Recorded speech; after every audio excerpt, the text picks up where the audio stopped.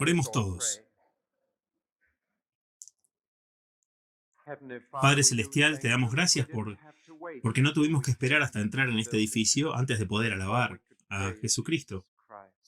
Y te agradecemos por todos los pensamientos sobre Él que ya hemos tenido esta mañana, desde el momento en que abrimos los ojos. Pero ahora venimos y reservamos esta hora y media para que podamos concentrar todos nuestros pensamientos en Él. Y todas nuestras alabanzas y oraciones se reúnen en un acto de adoración. Te damos gracias porque podemos tener momentos como este en los que dejamos atrás todas las prisas y los negocios del mundo exterior y todas las preocupaciones que han ocupado nuestras mentes y corazones. Pero oramos para que este servicio no sea un escape para nosotros, sino más bien un equipamiento para enfrentar esas preocupaciones, para enfrentar esas responsabilidades nuevamente durante la próxima semana, para que podamos venir a aprender de Cristo y luego salir a hablar de Él. Pedimos que sea alabado, no solo por nuestros labios en este servicio, sino por nuestras vidas en toda esta semana que viene. Pedimos que nuestra adoración sea algo que nunca termine y que nuestras vidas estén llenas de su presencia. Y por eso ahora venimos a aprender a ser mejores cristianos. Venimos porque hemos pasado mucho tiempo alimentando, vistiendo y descansando nuestros cuerpos, y venimos ahora para que nuestras almas estén en forma y fuertes. Venimos a alimentarnos de tu palabra, venimos a escuchar lo que tienes que decirnos, nos guste o no. Venimos a pedir que seamos capaces no solo de entender, sino de practicar la verdad. Y lo que oramos por nosotros mismos, oramos por cada compañía de tu pueblo, donde quiera que se nombra el nombre de Jesús. Y pedimos esto por su nombre. Amén. Volvemos ahora a Gálatas, capítulo 5. Si alguien quiere una Biblia, simplemente levante la mano y los mayordomos le darán uno. Gálatas 5:25 hasta el capítulo 6, versículo 10.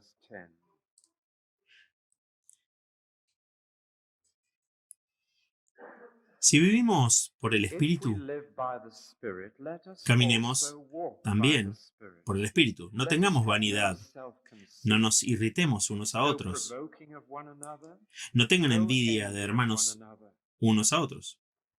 Si alguno, hermanos, es sorprendido en alguna falta, ustedes que son espirituales deben restaurarlo con espíritu de mansedumbre. Miren por ustedes mismos, no sea que ustedes también sean tentados. Lleven las cargas los unos de los otros y así cumplan la ley de Cristo. Porque si alguno se cree algo cuando no es nada, se engaña a sí mismo, sino que cada uno ponga a prueba su propio trabajo y entonces su motivo de gloria estará en sí mismo solo y no en su prójimo, porque cada uno tendrá que llevar su propia carga. Que el que es enseñado en la palabra comparta todas las cosas con el que enseña. No se dejen engañar. Dios no se puede burlar. Cualquier cosa que un hombre sembrara, eso también cosechará. Porque el que siembra para su propia carne, de la carne cosechará corrupción. Pero el que siembra para el Espíritu, del Espíritu cosechará vida eterna. Y no nos cansemos y hagamos el bien, porque a su debido tiempo cosecharemos si no desmayamos. Así, como tengamos oportunidad, hagamos el bien a todos los hombres y especialmente a los que son de la familia de la fe.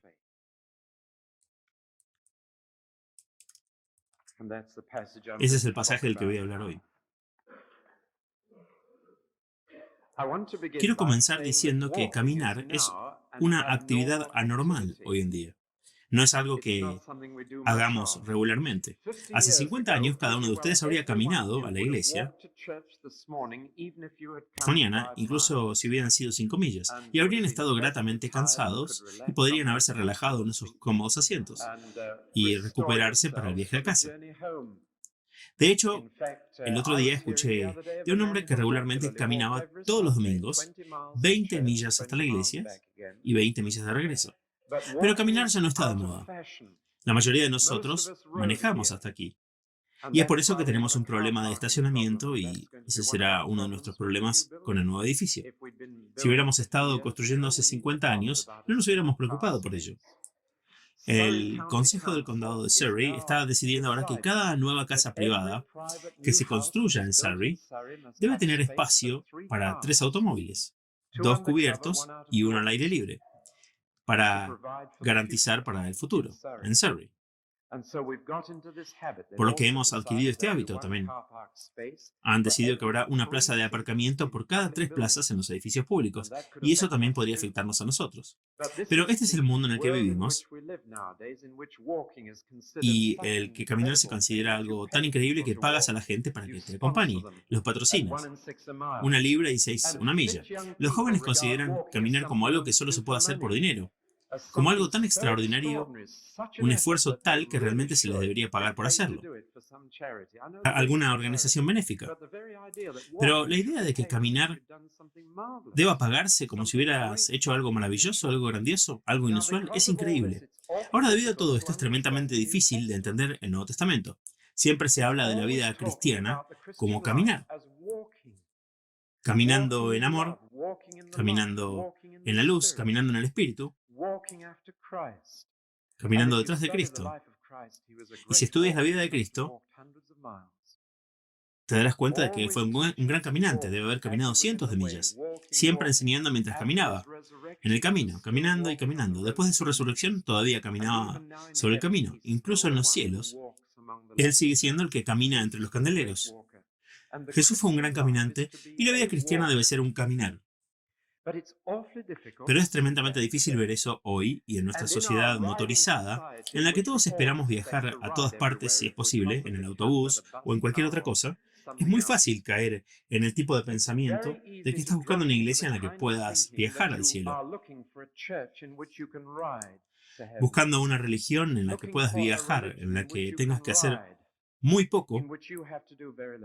Y por supuesto, si ese es el tipo de concepción de la religión que tienes y estás buscando una iglesia para alcanzar la gloria, entonces tu primera preocupación será la comodidad de los asientos.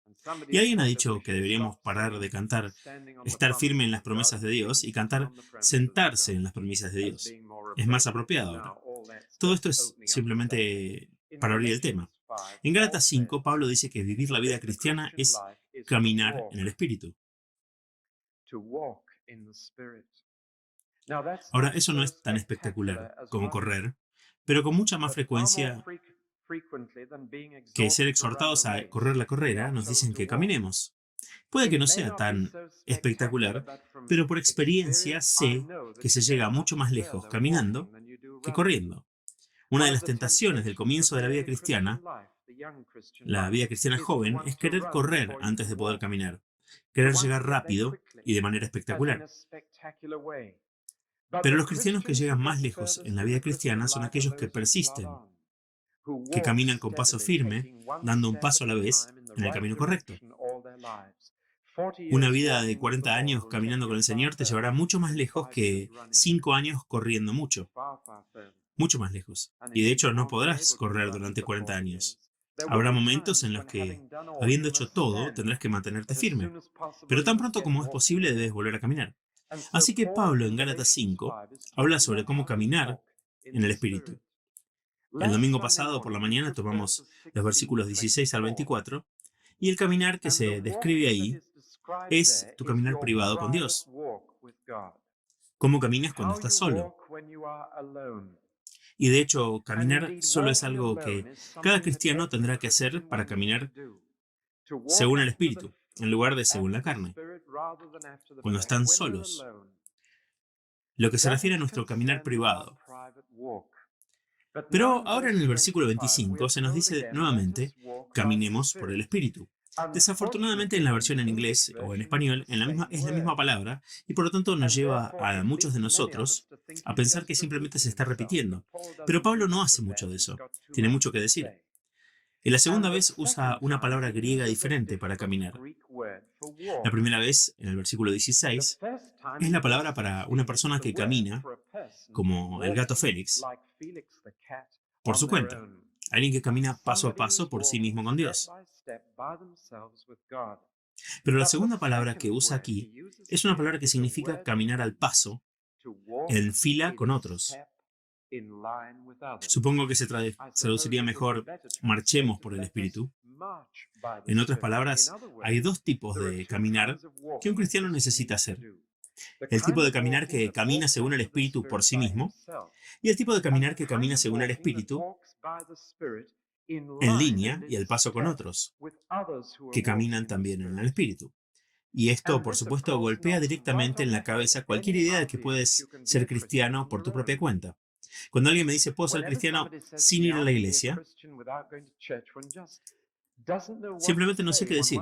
Uno no quiere decir, ¿cómo puedes? ¿Cómo puedes cumplir las enseñanzas de Cristo y no caminar con otros? Es imposible, ya que Él nos dijo que hiciéramos esto. ¿Cómo puedes decir, puedo ser cristiano por mí mismo? De hecho, uno de los únicos mandamientos nuevos que Jesús nos dio fue amarnos unos a otros. Es absolutamente imposible caminar solo al cielo. Debemos caminar según el Espíritu, no solo como individuos, sino como un poderoso ejército. La Iglesia de Dios manteniéndose en línea, manteniendo el paso, y por muy orgullosa que estuviera la madre de Johnny, que él era el único que caminaba en marcha, en línea, no ayuda a un cristiano estar fuera del paso con sus compañeros cristianos. Y vamos a mirar ahora el caminar juntos en el Espíritu. Él nos da tres maneras en las que puedes desviarte de otras personas y tres formas en las que otras personas pueden desviarse de ti. Y en cada caso, el cristiano debe cuidar mucho sus pasos cuidadosamente para asegurarse de que esté en la fila, para asegurarse de que está a la izquierda, a derecha con los demás, por puro amor hacia ellos. Alguien ha dicho que lo único que es nuevo en el cristianismo es el uno a los otrismo. Ahora, no sé si entienden la palabra, pero no es una palabra en el diccionario, pero uno a los otros, ismo.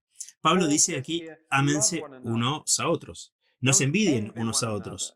Lleven las cargas unos de otros. Y son unos para otros hasta el final. Y no puede ser cristianos los unos sin unos a los otrismos. Si es solo por mí mismo, no es verdadero cristianismo. Y el cristianismo es su actitud mutua hacia sus compañeros cristianos. En primer lugar, ¿cómo podemos desviarnos de los demás en el lado negativo? Nunca fui bueno marchando. Recuerdo cuando me uní a la Fuerza Aérea como capellán, no había estado en la fuerza, había estado en la agricultura. Era una ocupación privilegiada. La mantequilla era más importante que las armas en la guerra. Así que cuando entré en la Fuerza Aérea, de repente entré como oficial sin ningún entrenamiento. ¿Saben lo que es eso? Y no tenía entrenamiento y la primera semana llegué y tuve que presentarme ante unas 2000 personas en un patio de armas y marchar frente a ellos, mientras estaban parados ahí. Y yo no distinguía a mi izquierda de mi derecha. Y fue tal caos ese primer desfile que nunca lo olvidaré. Todavía tengo pesadillas al respecto. Solo fue superado por el capellán anglicano que llegó la semana siguiente y se olvidó de saludar a alguien y se equivocó al girar sus pies y se cayó de bruces. Y me sentí reconfortado. Pero recuerdo haber ido y comido el polvo y haber ido con un sargento y le ofrecí cigarrillos, lo persuadí de que viniera a la oficina del capellán después del anochecer y me instruyera en la oficina. Y él estaba gritando órdenes mientras yo caminaba alrededor del escritorio, simplemente para aprender a caminar al paso de los demás. Eso requiere un esfuerzo cuando has estado acostumbrado a caminar con tu propio estilo y tu propia velocidad toda tu vida. Tienes que aprender, y el joven cristiano necesita aprender cómo mantenerse al día con otros cristianos, de todas las edades y temperamentos diferentes. ¿Cómo se puede salir del paso? Y a veces descubrí que me estaba saliendo del paso, tenía 3 pies y no sabía cuál presentar primero. ¿Cómo puedes desfasarte de tus compañeros cristianos? De 3 maneras. Engreírse, provocarlos y envidiarlos. Les garantizo que si alguna de estas 3 cosas entra en su vida, saldrán del paso con sus hermanos cristianos.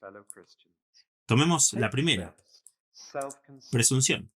Un hombre que tiene una idea demasiado grande de sí mismo intentará ir por delante de los demás y se saldrá de la raya. Si tienes complejo de superioridad, no podrás mantener el paso con otras personas en la iglesia. Si crees que eres mejor que ellos, estarás avanzando y diciendo, mírenme, puedo dar pasos más grandes que ustedes, y por lo tanto te saldrás de la fila y la fila se rompe y estarás fuera del paso. Solo recuerden que hay equivalentes espirituales de la piel de banana, y el orgullo va antes de la caída, según mi Biblia. Y un hombre que se adelanta a los demás por engreimiento es un hombre que pronto va a caer. La segunda forma es provocar a la gente, y significa literalmente pincharlos, azuzarlos, provocarlos. Ahora, esto no es porque te sales. Estás manteniendo la línea, pero tienes agujas clavadas en tus brazos.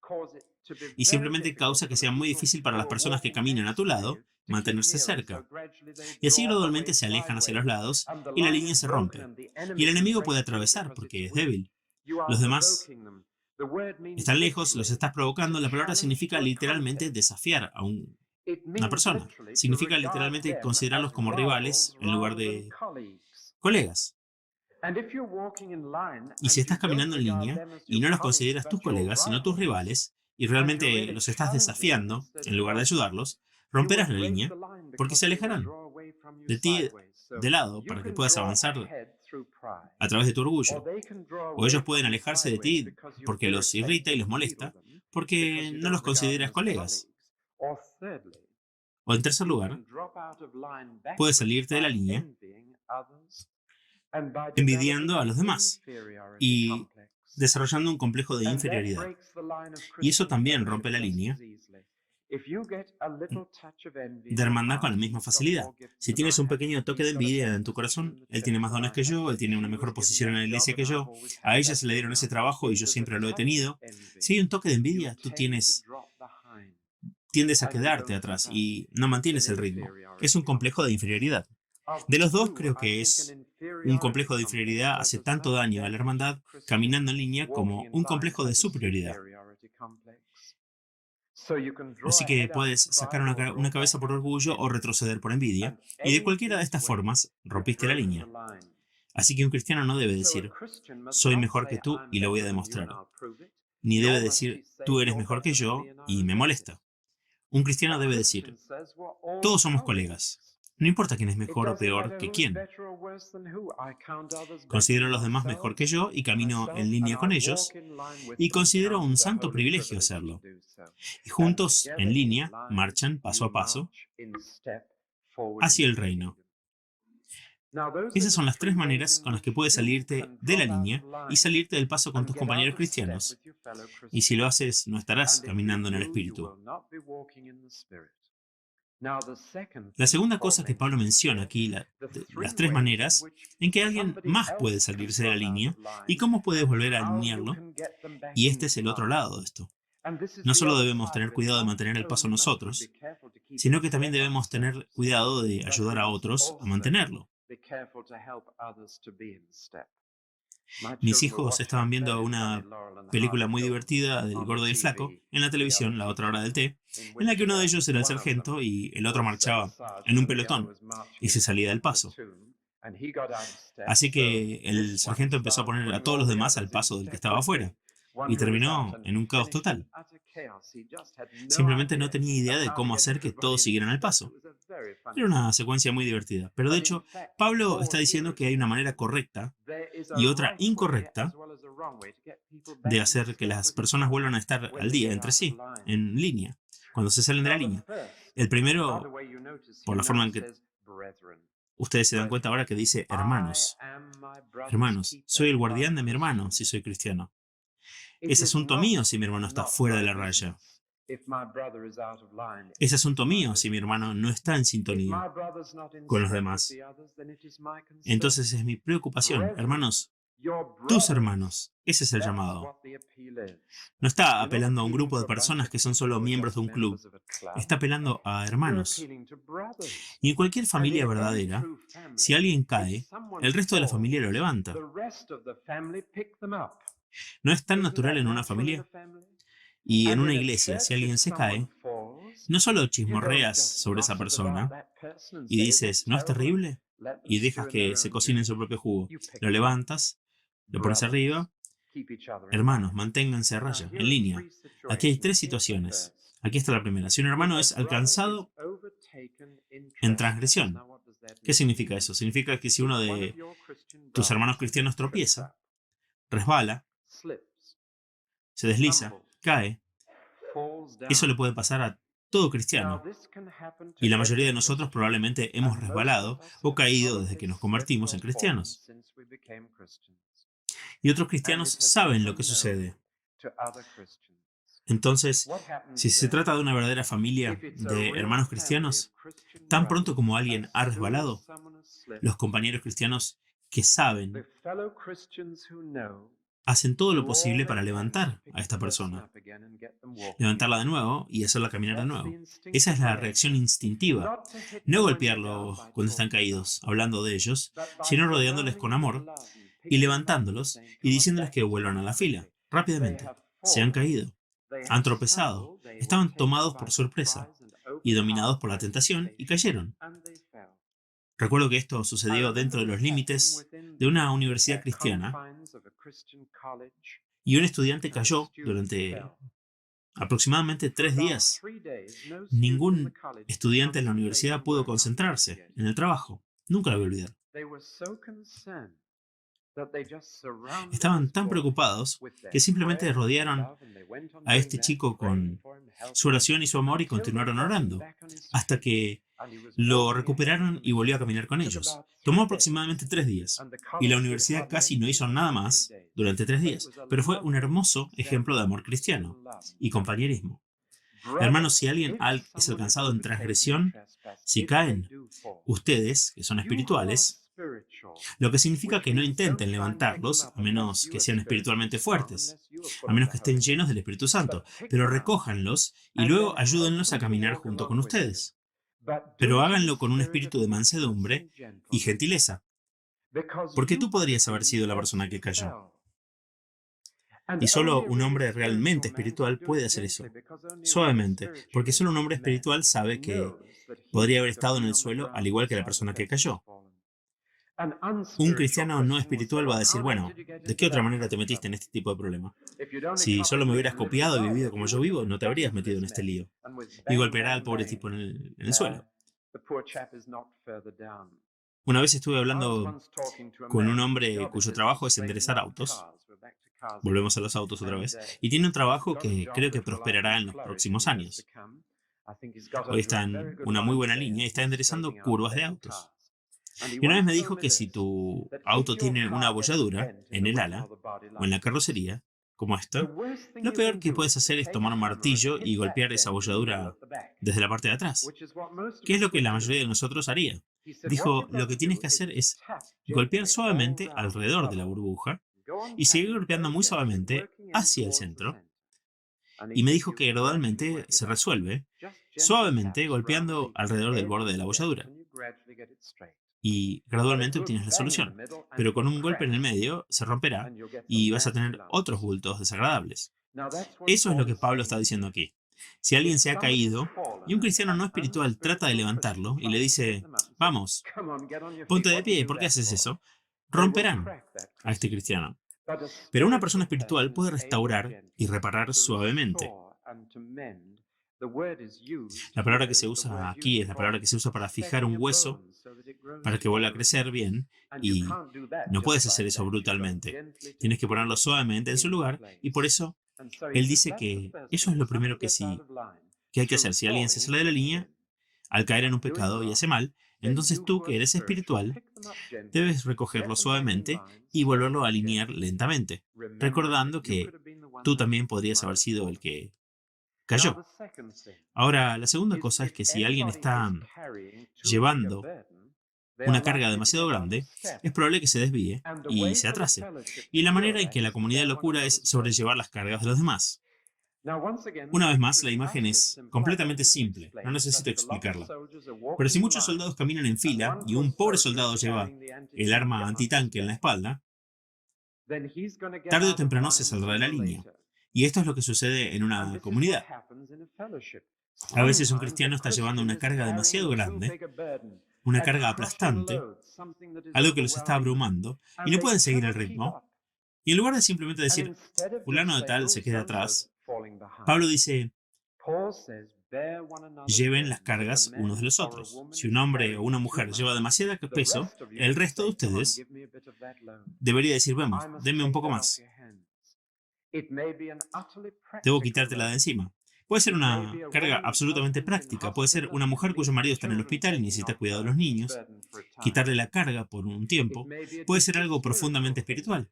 Que un hombre tenga demasiados trabajos en la iglesia y es demasiada la tensión.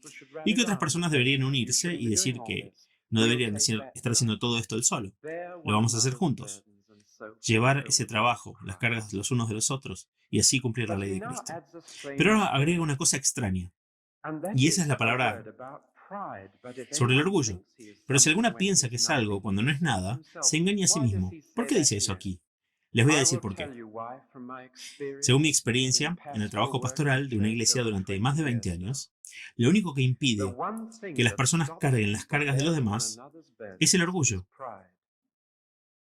Ya sea que alguien es demasiado orgulloso para asumir la carga de otra persona, o que alguien más sea demasiado orgulloso para dejar que se les quite la carga. Y de cualquier manera, alguien piensa que hay algo cuando no son nada, y si creen que no son nada, pueden soportar las cargas de los demás. Pero pueden ser demasiado orgullosos para decirles que tienes una carga. Puede ser demasiado orgulloso para decirle, mira, estoy bajo presión, necesito que me ayuden. No puedo soportar lo que tengo que llevar. Y porque creemos que somos algo y existe ese orgullo, ese pequeño músculo de hierro fundido en la parte posterior de nuestro cuello, entonces no decimos, tengo una carga, ¿podrías ayudarme con ella? Y hay algunos cristianos que llevan una carga demasiado grande porque no la quieren compartir. Son demasiado orgullosos para eso. Y hay otros cristianos que no llevan las cargas de otras personas porque son demasiado orgullosos para agacharse y hacer eso. Llevar las cargas unos de otros. Y así cumplir la ley de Cristo. Y si alguien piensa que es algo cuando no es nada, se está engañando a sí mismo. No engaña a otras personas. La tercera cosa en la versión autorizada de la Biblia que puede ser que tengas, la palabra carga está nuevamente en el versículo 5, pero en la versión que leí se traduce mejor con una palabra diferente para cada una de las dos. El hombre tendrá que llevar su propia carga, su propio peso. En la versión autorizada, cada hombre tendrá que llevar su propia carga. Esto parece contradecir el versículo anterior de llevar las cargas de los demás. Tenemos que llevar la suya propia, pero cuando miramos la diferencia de palabras entendemos lo que significa que cada soldado necesita llevar su bolso de equipo. Y la palabra aquí, carga, es la palabra utilizada en el ejército romano y en los griegos para una bolsa de equipo de soldado. En otras palabras, nunca caminarás en fila a menos que todos lleven consigo tanto como deberían y nada más. Si tienen demasiado que llevar, deben llevar las cargas de los demás. Pero si no llevan la suya, la carga va a recaer sobre los otros. ¿Puedo decir algo muy directo ahora? Porque está en mi corazón decirlo y es una carga. Cada iglesia que he conocido impone demasiada carga a algunas personas, porque algunos miembros no llevan su propia carga.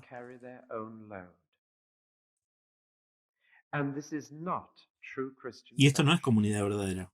En otras palabras, en esta iglesia, como quizás en la mayoría de las demás, la carga de la responsabilidad de la iglesia la llevan aproximadamente 2/3 de los miembros, y por lo tanto sobre esos 2/3 hay una carga mayor de la que debería haber.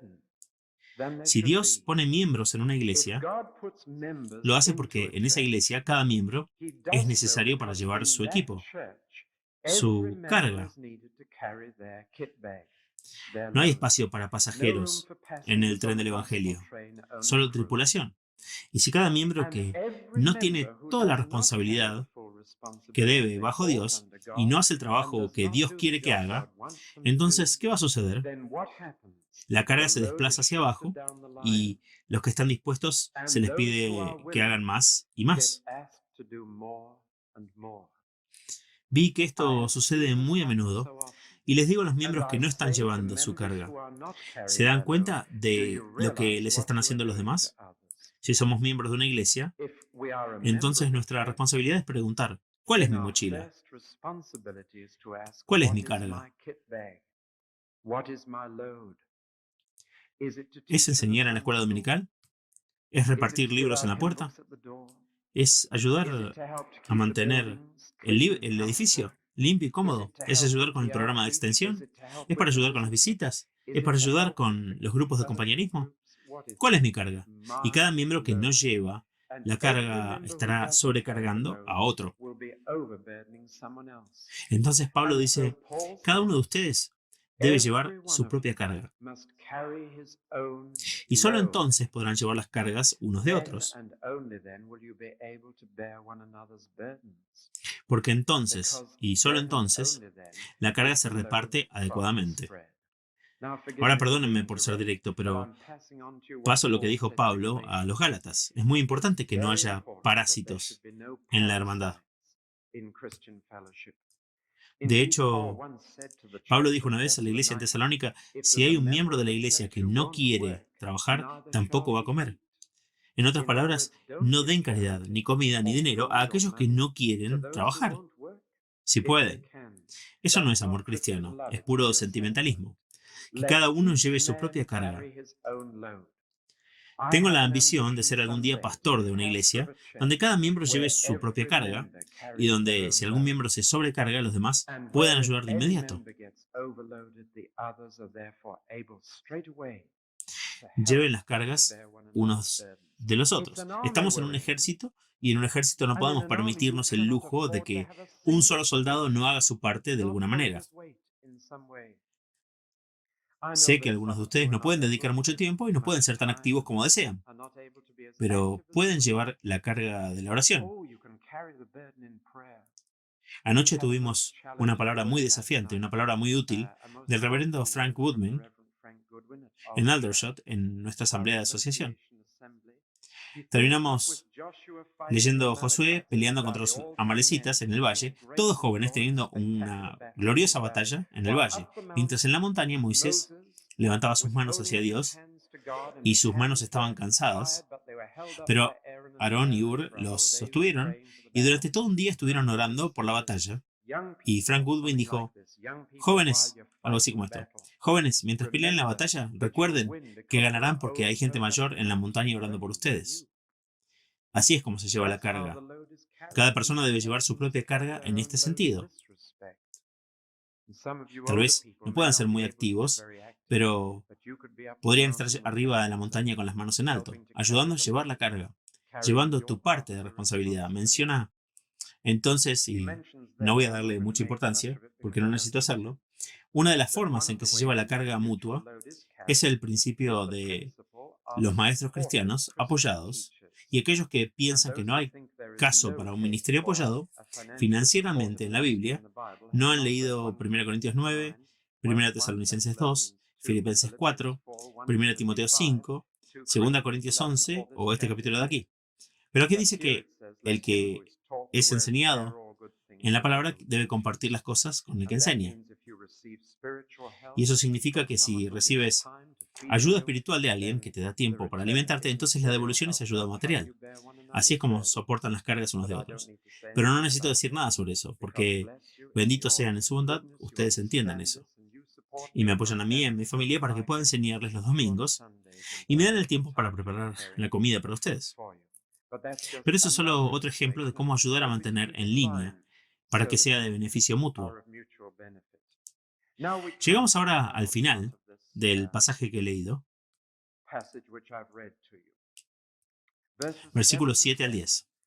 Simplemente un proverbio, un principio, una promesa y un precepto. Ahí están para los predicadores que aliteran.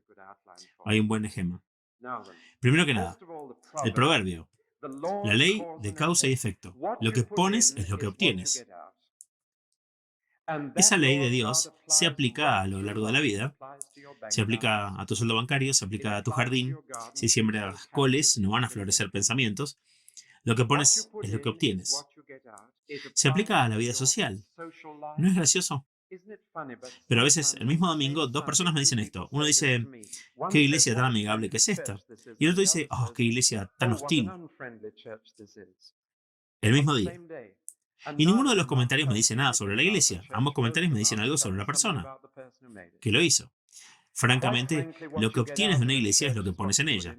Si soportas las cargas de otras personas y eres amigable con ellas, encontrarás que es una iglesia maravillosamente amigable. Si te mantienes distante y te mantienes solo en una iglesia, entonces no culpes a la iglesia si sientes que se mantienen alejados de ti. La amistad es de dos vías. Lo que pones es lo que sale. Le voy a decir esto. Los que están sacando más provecho de los grupos de las casas son los que ponen más en los grupos. Los que están leyendo el pasaje de antemano, los que lo prepararon y vienen y luego hacen una contribución y hablan con los demás. Ellos van a sacar el máximo provecho de los grupos de las casas. Y si alguien viene a mí y me dice, no tengo nada de los grupos de las casas, mi respuesta sería que probablemente se debe a que no estás poniendo nada. Lo que pones, obtienes. Se aplica espiritualmente, financieramente, se aplica materialmente. Es la ley de Dios. No te engañes, porque Dios no se deja engañar. Y por lo tanto, para que engañarse a uno mismo, vas a encontrarte con Dios. No te engañes, Dios no se deja engañar. Lo que pones es lo que obtienes. Lo que siembras, cosechas. Todo lo que haces tendrá su consecuencia y no puedes escapar de ella. Y esta es una de las leyes escritas en el universo, que si siembras con moderación, cosechas con moderación. Si siembras buena semilla, cosechas buena semilla. Es una ley escrita de Dios. Se encuentra en toda la Biblia y de hecho es un proverbio en el lenguaje común. Ahora, el peor tipo de engaño es engañarse a uno mismo, porque no hay nadie que pueda ayudarte a desengañarte. Entonces el peor tipo de locura es engañarte a ti mismo. Y Pablo dice, no te engañes. No creas que puedes hacer algo y salirte con la tuya. No creas que puedas sembrar de una manera y cosechar de otra. No creas que si siembras este tipo de vida vas a cosechar de otro tipo. Tendrás lo mismo de vuelta por lo que pongas. Va a volver a salir. La vida es así. Y Dios no permitirá que nadie se salga con la suya. Es su ley. Incluso si te engañas a ti mismo y piensas que puedes salirte con la tuya, no puedes. Este texto lo he visto a menudo en carteles de personas marchando alrededor de hipódromos y otros lugares públicos, como si Dios le hubiera dicho esto a personas que no eran cristianas. Y si bien es cierto que Él ha dicho esto a los que no son cristianos, en Gálatas está hablando con cristianos.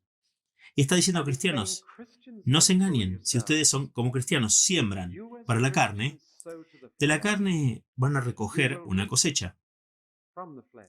No pueden hacer nada más, y esa cosecha será la cosecha de corrupción. Van a corromper su vida física, su vida mental, su vida espiritual. Es una ley de Dios. Y por lo tanto, cualquier cristiano que camine según la carne, finalmente destruirá y arruinará su salud física, su paz mental y su efectividad espiritual. Es una ley de Dios. Pero si por otro lado estás sembrando para el Espíritu todo el tiempo, caminando en el Espíritu como individuo y como comunidad, hay una hermosa cosecha de vida eterna que se puede cosechar. En estos días, instantáneo es la palabra que vende cualquier cosa. Té instantáneo, café instantáneo, budín instantáneo, ya saben. Pueden tomar sopa ahora en 5 minutos y pueden tener todo al instante. Y nuevamente el problema es que, al igual que en la vida motorizada, queremos nuestro cristianismo en una vida instantánea. Queremos santidad instantánea, como si hubiera alguna convención o alguna experiencia que de repente pudiera convertirte en un santo. Pablo dice que serás tentado a desanimarte con la cosecha espiritual. No llega rápidamente. He trabajado en una granja y sé esto, lo sé a mi costa. Una vez en mis primeros días en la granja me dieron el trabajo de sembrar un campo y recuerdo haberlo sembrado mal. Era un campo en la cima de una colina y yo estaba así y no me di cuenta de que era necesario ajustar el sembrador si iba cuesta arriba o cuesta abajo. Así que lo que pasó fue que sembró solamente cuesta arriba y durante meses estuve muy contento con mi trabajo hasta que empezó a brotar. Y estaba en la carretera principal en Yorkshire, cerca de una montaña llamada Rosebery Topping, si la conocen. Era parte de esa montaña y todos los que conducían por la carretera podían ver un campo con franjas verdes y marrones sobre todo el campo. Tuve una entrevista muy dolorosa con el granjero, con costo financiero. Pero había un campo y lo sembré, y pasaron meses antes de que viera los resultados. Y ya era demasiado tarde para hacer algo al respecto. Así que permaneció así todo el verano y tuve que verlo cada vez que pasaba por el camino. También lo hacían todos los demás y el granjero era burlado sin piedad. Así que tuve que aprender. Pero cuando aprendí a sembrar semillas correctamente, me contenté con esperar 3, 4 o 5 meses hasta que llegara la cosecha. Todo granjero tiene que ser paciente y todo cristiano debe darse cuenta de que no siempre obtiene la cosecha del bien de inmediato.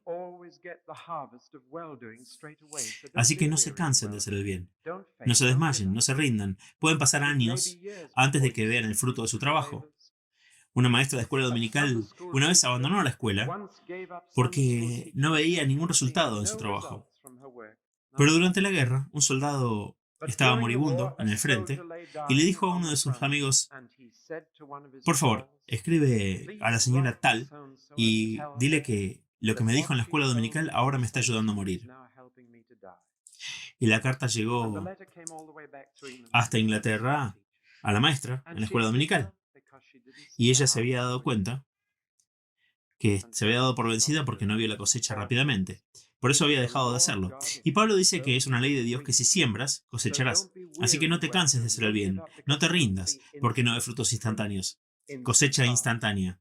Sigue sembrando la semilla, sembrando lo que es bueno, haciéndolo incluso si no obtienes resultados rápidamente. Solo sigue adelante, la cosecha está destinada a llegar. Es una ley de Dios.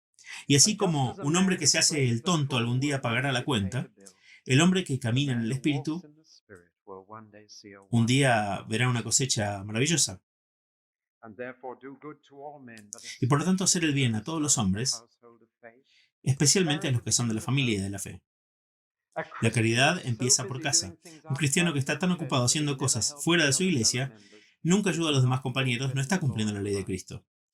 Por otro lado, un cristiano que hace tanto en la iglesia que nunca ayuda a nadie, no está cumpliendo la ley de Cristo tampoco. La ley es hacer el bien a todos los hombres, a medida que tengan la oportunidad. Pero la caridad comienza en casa. La primera llamada del cristiano es ayudar a otros cristianos. La primera responsabilidad que tienes es ayudar a otros a caminar al mismo paso que tú. Así que equilibra tu suelo del bien. Hazlo primero con aquellos que son de la familia de la fe. Deja que tu caridad comience en tu hogar espiritual, pero no dejes que termine ahí. Deja que se extienda a todos los hombres que están necesitados. Ahora voy a hacer algo inusual. Voy a pedirle a alguien que ha sido cristiano durante mucho tiempo que dé su testimonio, y voy a preguntarle a alguien que es bien conocido por ustedes y más conocido que cualquier otro miembro de la iglesia, creo, y es nuestro secretario de la iglesia, el señor Boram. Y le pedí que viniera y les diera un testimonio simple de lo que el compañerismo ha sido para él en su vida cristiana, ayudándolo a mantenerse al día y en línea.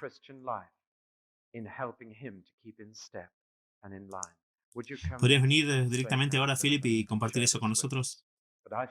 Pero creo que sería muy útil para ustedes saberlo, porque yo he conocido un poco, ya que he hablado con él, sobre lo que la hermandad ha significado para él, y esto les ayudará a darse cuenta de lo que ha estado diciendo. Gracias. Bueno, por supuesto lo hago con mucho gusto para aquellos de ustedes que tal vez lean este pequeño artículo en el boletín de septiembre, donde pude contarles la historia de mi conversión.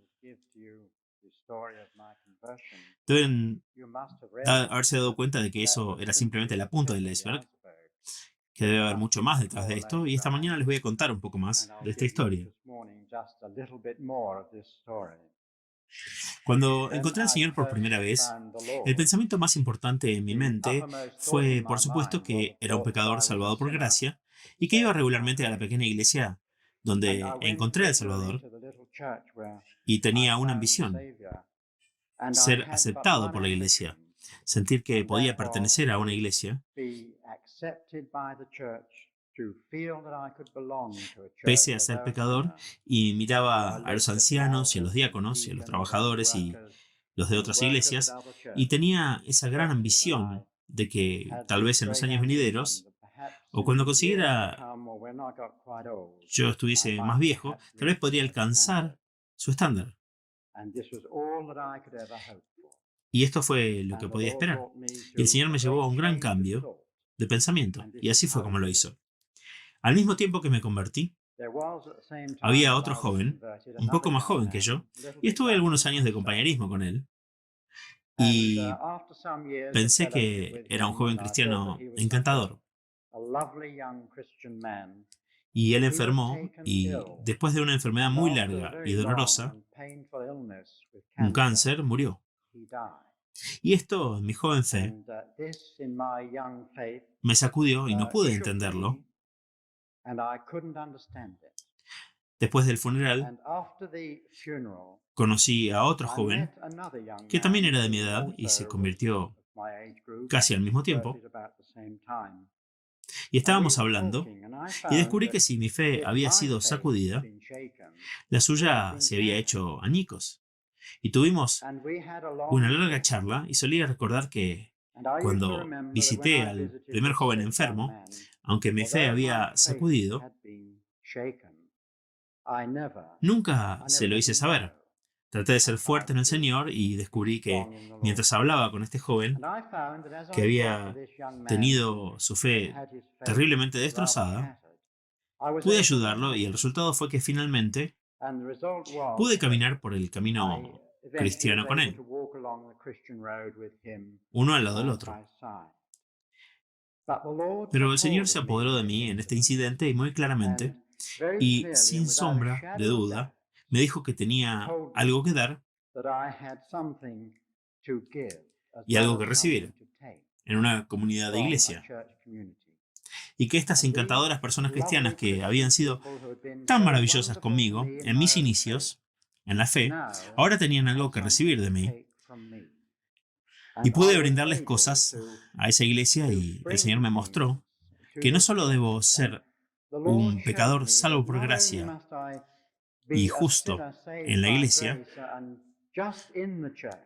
sino que también debo levantarme y tomar mi lugar en las filas en las que había adquirido una experiencia y que tenía que levantarme y decir, bueno, hagan lo que hagan, no puedes deshacerte de mi experiencia. Y este es el Cristo de la iglesia. Y de esto se trata. Y comencé a aprender que tenía que dar a la iglesia y tenía que ayudarlos con mi experiencia. Ese fue el primer paso. Y el segundo paso fue unos años después, cuando me mudé de esa iglesia y fui a una iglesia de chapa, hecha de chapas. Lo digo así porque así se llamaba, era un cobertizo de hierro corrugado donde había 30, 35, 40 miembros no más. Estaba ubicado en la parte más alta de North Downs, era muy frío y sombrío. Y poco después de que nos mudamos ahí, estalló un gran avivamiento en esta pequeña iglesia. Había entre 16 y 18 adolescentes profundamente convertidos. Casi el 50% de la membresía aumentó en este número. Y estos adolescentes vinieron en masa a la iglesia y yo quisiera que 150 adolescentes pudieran venir a esta iglesia convertidos. Y me pregunto cómo esta iglesia soportaría tal agitación. Esta iglesia tuvo que enfrentarlo. ¿Cómo aceptaría a estos jóvenes? Llegaron con su extraña forma de hablar, sus oraciones extrañas, sus extraños cantos. Vinieron con todo el entusiasmo de la juventud y su brillo y su chispa, sus preguntas, en una iglesia que nunca se jactó de tener más de 25 o 30 asistentes un domingo. Les voy a contar cómo se las arreglaron. Una joven convertida en mi cocina era católica romana y tan pronto como hizo una confesión de fe, se vio sometida a una tensión terrible. y las presiones que ejercieron sobre ella fueron tremendas. Los sacerdotes, la familia, la Iglesia Católica Romana, y ya saben cómo esta iglesia se reunió. Algunas de las personas mayores, al ver lo que estaba pasando, la invitaron a casa a tomar el té un domingo.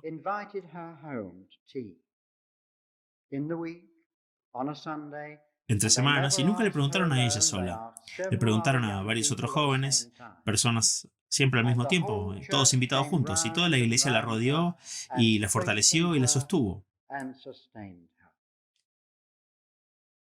Bueno, ahora en este país hay hogares cristianos que brillan debido a cómo esta iglesia se unió y se aferró a estos jóvenes. Y el Señor me enseñó que la iglesia es tan absolutamente completa que debe ser completa porque es el mismo cuerpo de Cristo. No tiene una verdad, tiene toda la verdad. Y que ya seas un adolescente, un joven, un adulto o una persona mayor, cuando miras a Cristo puedes encontrar la respuesta en Él. Y yo como joven cristiano, encontré en la iglesia y en los miembros de la iglesia una bendición tan maravillosa que llegó a ser tan preciosa que nunca podría dejarla.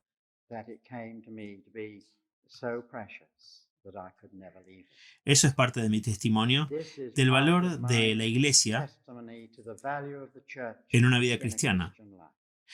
He estado con el Señor por casi 35 años y sé que Él ha sido visto tan maravillosamente en la comunidad de la iglesia, y es por eso que, si puedo, le sirvo a través de la iglesia.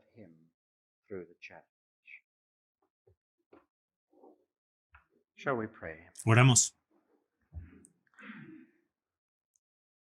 El Señor le dijo a sus discípulos: un mandamiento nuevo les doy, que se amen unos a otros.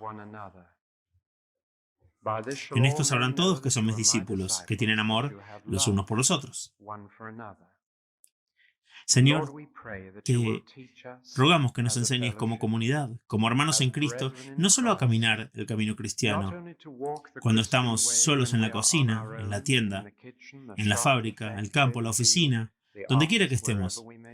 Ayúdanos a aprender a caminar juntos, al paso, marchando juntos, levantando a los que caen, sin avanzar ni quedarse atrás,